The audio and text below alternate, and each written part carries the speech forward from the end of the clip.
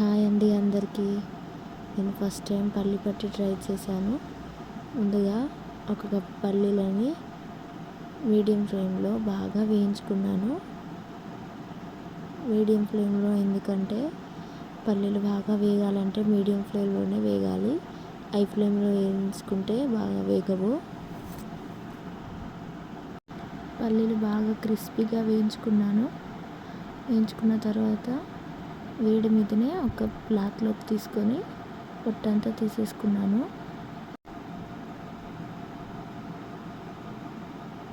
చూసారా పల్లీలు ఎంత బాగున్నాయో. ఇప్పుడు ఒక ప్యాన్ పెట్టుకొని ఒక స్పూన్ నెయ్యి వేసుకున్నాను. నెయ్యి వేసుకొని నెయ్యి కరిగిపోయిన తర్వాత ఒక కప్పు పల్లీలకి అదే కప్పుతో బెల్లాన్ని తీసుకున్నాను. మీకు స్వీట్ ఎక్కువ కావాలనుకుంటే ఎక్కువ తీసుకోవచ్చు, కప్పుకు కప్పు తీసుకోవచ్చు. తక్కువ కావాలనుకుంటే కప్పుకు హాఫ్ కప్ తీసుకుంటే సరిపోతుంది. ఇప్పుడు బెల్లం పాకం వచ్చేలోపు ఒక ప్లేట్కి నెయ్యి అప్లై చేసి రెడీగా పెట్టుకున్నాను. ఈ ప్రాసెస్ అంతా మీడియం ఫ్లేమ్లోనే చేసుకున్నాను.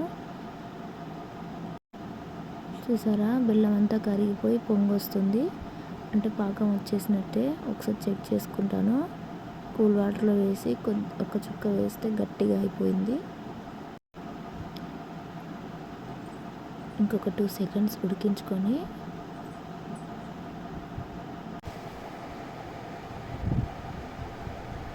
పల్లీలు వేసుకొని బాగా కలుపుకోవాలి.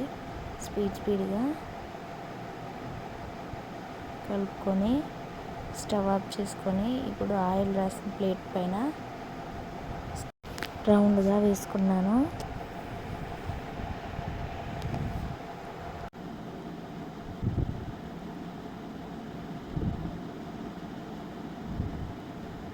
ఇప్పుడు ఒక చపాతీ కోల తీసుకొని చపాతీ కోలకి నెయ్యి రాసుకున్నాను. నెయ్యి రాసుకొని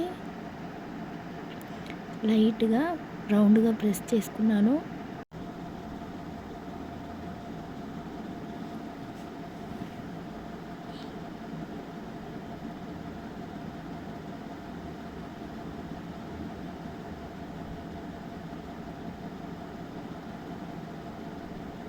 ఇప్పుడు ఒక చాక్ తీసుకొని స్క్వేర్ షేప్లో కాట్లు పెట్టేసుకున్నాను.